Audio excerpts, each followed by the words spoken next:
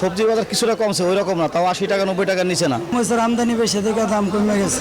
রাজধানীর খুচরা বাজারে সপ্তাহের ব্যবধানে বেড়েছে সব ধরনের মুরগি ও ডিমের দাম। সরবরাহ কম থাকায় মাছের দামও বাড়তি, তবে কিছুটা স্বস্তি ফিরেছে সবজির বাজারে। ভারত থেকে কাঁচামরিচ আমদানি শুরু হওয়ায় দামেও মিলেছে কিছুটা স্বস্তি। বাড়তি দামে বিক্রি হচ্ছে সুগন্ধি চাল। এবার অস্বস্তি শুরু হয়েছে নিম্ন ও মধ্য আয়ের মানুষের আমিষের প্রধান উৎস ডিমের বাজারে।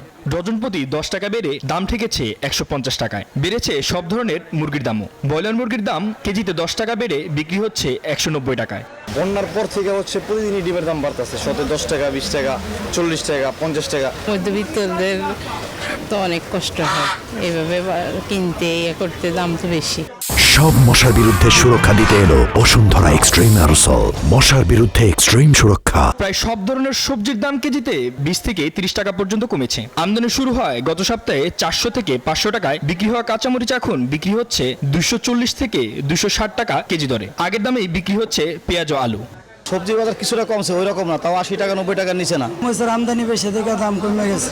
অস্বাভাবিকভাবে বেড়েছে পোলার চালের দাম। বর্তমানে খোলা পোলার চাল কেজি প্রতি 180 থেকে 200 টাকা এবং প্যাকেটজাত পোলার চাল বিক্রি হচ্ছে 230 টাকায়। বেড়েছে ডালের দামও।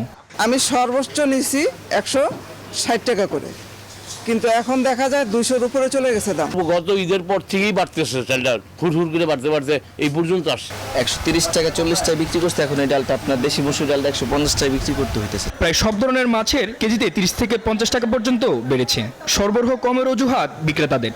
অনেকটা পানি বাড়তি তো মাছ কম, আবার পানিটা টান দিব মাছ হইব। তারা বাজার কন্ট্রোল করে, তাদের এটা দেখা উচিত যে এই জিনিসটা যাতে দফায় দফায় না বাড়ে। তবে গরু ও খাসির মাংসের দাম রয়েছে আগের মতোই। মামুন ইসলাম, নিউজ 24, ঢাকা। নিউজ 24 সংবাদে সময় হলো আবারও বিরতির, ফিরছি আরো খবর নিয়ে।